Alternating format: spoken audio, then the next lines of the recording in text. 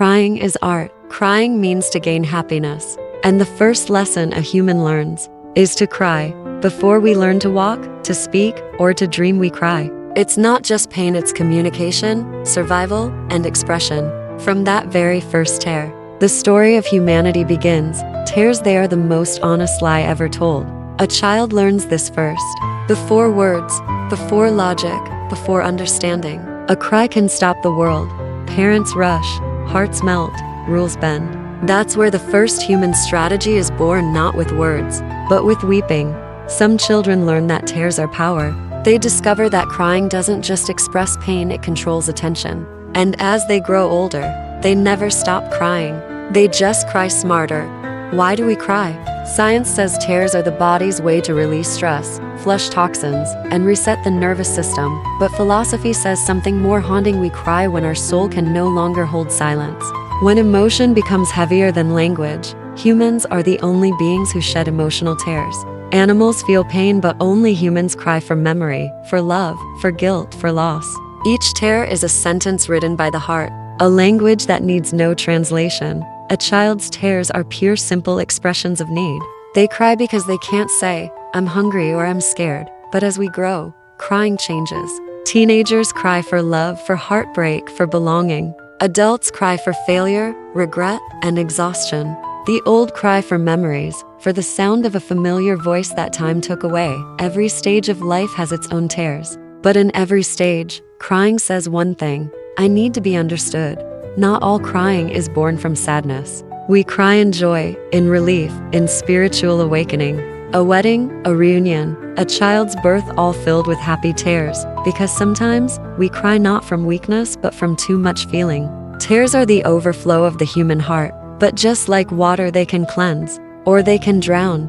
Now, the darker side. When crying becomes an art of deception. Some cry not from pain, but from guilt. Their tears are not truth, they are performance. They cry not to confess, but to control. A woman caught in betrayal may cry not out of remorse, but to rebuild her innocence. A man who lies may cry not out of regret, but to protect his pride.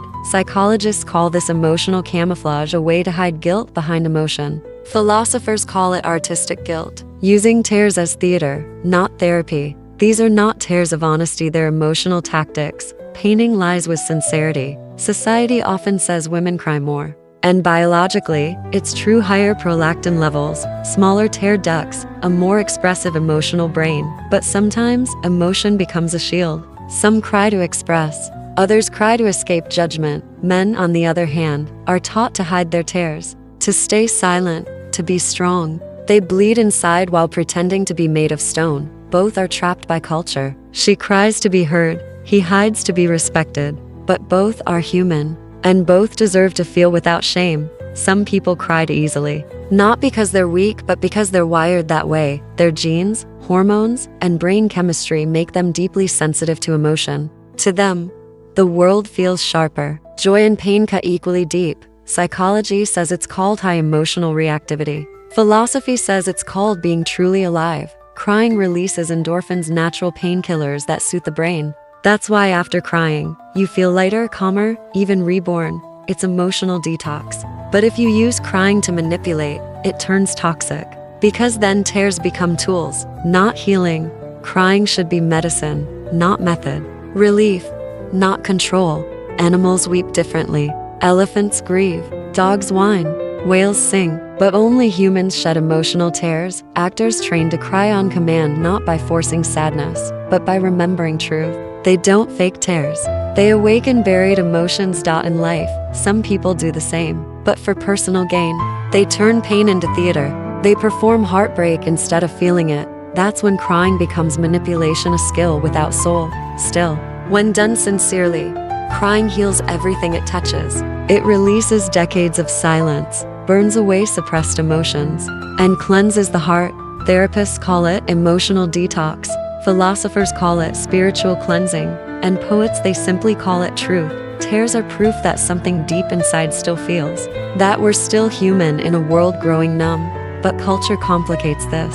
In Baloch, Asian, and Middle Eastern traditions, men are told, crying is weakness. They call it lagori or namardig. But that silence doesn't make them strong, it makes them prisoners of pride. A man who cries is not weak.